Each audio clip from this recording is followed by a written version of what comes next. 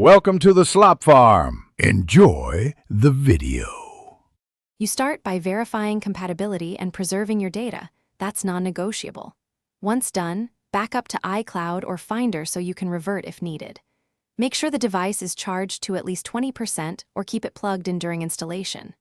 Next, enroll in Apple Beta software program on your Apple ID, download the iOS 26 configuration profile, and tap Install.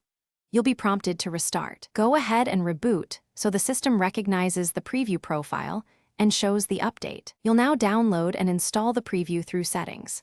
Once in Software Update, tap Download and Install. Allow the process to complete over Wi-Fi and while plugged in, as it can take 20 to 45 minutes.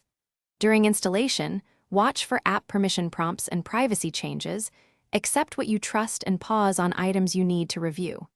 After the restart, explore Control Center and Settings to enable new features. Make sure to check app compatibility and update apps from the App Store before heavy use. Finish by validating daily workflows. Open Mail, Messages, key apps, and widgets to confirm behavior. You should spend time testing notifications, camera and connectivity, note crashes or battery spikes. If something misbehaves, use the Feedback app to report bugs and attach logs or screenshots so engineers can reproduce issues. If problems are severe, restore from your backup using Finder or iCloud.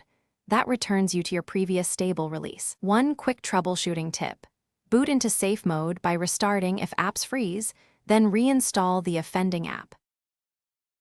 Thanks for watching. Consider subscribing if we helped you today.